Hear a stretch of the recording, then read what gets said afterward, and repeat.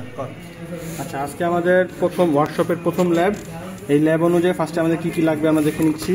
প্রথমে লাগবে breadboard, capacitor 2টা 0.1 মাইক্রোফ্যারাড আর 220 মাইক্রোফ্যারাড, আর ডায়োড লাগবে 4টা, AC power supply, transformer, connecting wire, voltage regulator, মানে যেটা এটা আইসি আমাদের, এই যে এটা আইসি লাগবে 7805, এই যে এটা 7805 আইসি, এটা আমরা একটু পরে দেখবো। আর তারপর এভিওমিটার আর কি মাল্টিমিটার সেম জিনিস। আচ্ছা, তো ফার্স্টে আমরা দেখবো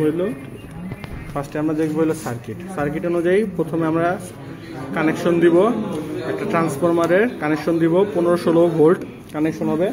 সেখান থেকে আমরা ফার্স্টে একটা যে রেকটিফায়ার ব্রিজটা করব।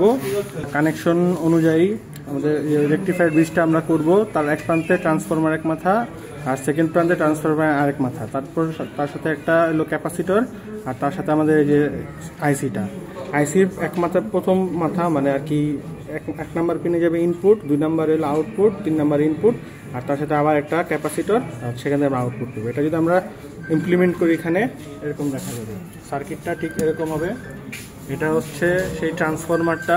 এখন ট্রান্সফরমার একটা লজিক আছে, লজিকটা হলো যদি আমরা ট্রান্সফরমার দুই পাশে 2টা ওয়্যার ইউজ করি তাহলে এটারে 12 দোকানে 24 ভোল্ট হয়ে যাবে, ঠিক আছে? 12-24 ভোল্ট, যে এখানে লেখা আছে 12 × 2 24 ভোল্ট। আর আমরা যদি মাঝখানেটা মানে সেন্টার ট্যাপটা আর যে কোনো একটা ইউজ করি তাহলে 12 ভোল্ট আমরা ইনপুট পাবো। আমরা এখানে দুইটা নিচ্ছি, আমরা 24 ভোল্টে নিচ্ছি।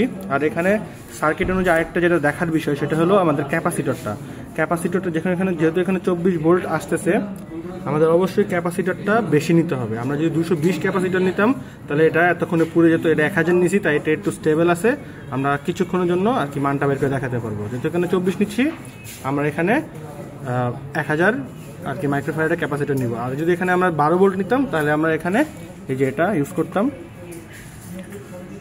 এই যে আর কি 220 ভোল্টের যে 220 মাইক্রোফ্যারাডের যে ক্যাপাসিটর আছে সেটা ইউজ করতাম। আচ্ছা, এখন আমরা সব কানেকশন দেখলাম, মানে যেভাবে করানো আসছিল সেটাই ইমপ্লিমেন্ট করলে এখানে দেখা যাচ্ছে ব্রিজ 4টা রেকটিফায়ার ডায়োড নিয়ে একটা ব্রিজ তৈরি করা হয়েছে।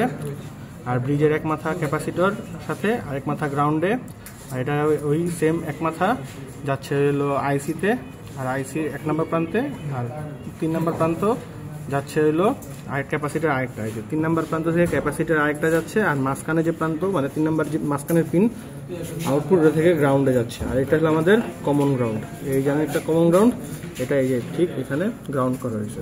আচ্ছা, এখন জাস্ট আমরা খালি মান নিয়ে দেখাবো যে আমাদের এই এক্সপেরিমেন্টের উদ্দেশ্য হলো ইনপুটে আমরা 12 ভোল্ট দেই, 24 ভোল্ট দেই, আউটপুটে আমাদের 5 ভোল্ট আসবে। এটাই আমাদের হলো এক্সপেরিমেন্টের লক্ষ্য।